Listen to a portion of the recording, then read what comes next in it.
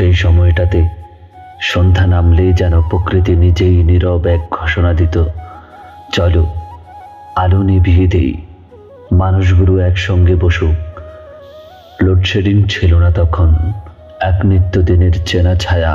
সন্ধ্যা ঘনালেই হঠাৎ নিভে যেত বৈদ্যুতিক আলো, পুরো পাড়া ডুবে যেত এক গভীর অন্ধকারে। কিন্তু সেই অন্ধকারে ছিল এক উষ্ণতা, ছিল এক অভিন্নতার আলো। তখনকার জীবনটা ছিল কেমন অন্যরকম, সহজ, স্নিগ্ধ আর ছন্দময়। কারেন্ট চলে গেলেই পরিবারের সবাই চাটাই পেতে উঠোনে বসতাম। চারদিকে নেমে আসা নীরবতার মাঝে ছোনাকের ঝিকিমিকি আলো আর আকাশ ভরা তারা যেন আমাদের গল্পের শ্রোতা হয়ে উঠত।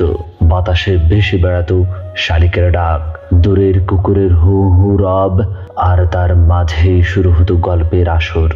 বড়দের কণ্ঠে ভেসে আসতো ভূতের গল্প, হারিয়ে যাওয়া রাজাদের উত্থান কিংবা কোনো পুরনো দিনের মুখ স্মৃতি। আমরা শিশু কিশোররা সেই গল্পের জগতে ডুবে যেতাম, ভয়ে কুঁকড়ে গিয়েও কৌতূহলে চোখে আলো ফুটত। স্মার্টফোন, ইন্টারনেট কিংবা কৃত্রিম আলোয় ডুবে যাওয়া ঘরের ভেতর তখনও প্রবেশ করেনি।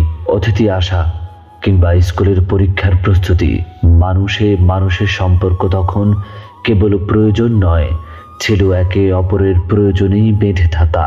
কথার ভেতর দিয়ে গড়ে উঠত আর্থিক যোগাযোগ, চোখে চোখ রেখে হাসি বিনিময় ছিল তখনকার সোশ্যাল মিডিয়া। সময়ের সেই নিরবিচ্ছিন্ন প্রবাহে আমরা শিখতাম অপেক্ষা করতে, অনুভব করতে, মানুষকে সময় দিতে। তখন সম্পর্ক গড়ে উঠত হাত ধরে, কাঁধে মাথা রেখে কিংবা একসাথে আকাশের তারা গুনে গুনে। লোডশেডিং আমাদের শিখিয়েছিল অন্ধকার মানে শূন্যতা নয়, বরং তা হতে পারে সম্পর্কের গভীর আলোকবর্তিকা। কিন্তু আজ চারপাশে আছে অফুরন্ত আলো, আছে 24 ঘন্টার ইন্টারনেট সংযোগ, আছে হাজারো অ্যাপ আর বৈদ্যুতিক আরামের সম্ভার। তবুও কোথায় যেন নিভে গেছে সেই আলো। আছে চোখে চোখ রেখে চুপচাপ বসে থাকা, কিন্তু হাতে হাতে ফোন। আছে কথা, তবে তা ইনবক্সে সীমাবদ্ধ। আছে মানুষ, তবুও নেই মানুষকে পাওয়ার প্রশান্তি। লোডশেডিংয়ের সেই অন্ধকার আজ হয়তো নেই, কিন্তু কোথাও যেন গভীর এক অন্ধকার ফিরিয়ে এসেছে আমাদের ভেতরে, যেখানে একাকিত্বই সবচেয়ে উজ্জ্বল আলো আর সম্পর্কগুলো নিঃশব্দ ছায়াপথ।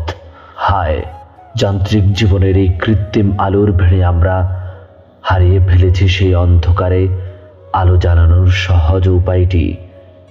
হারিয়ে ফেলেছি মানুষ হয়ে মানুষকে ভালোবাসার সহজ সূত্র।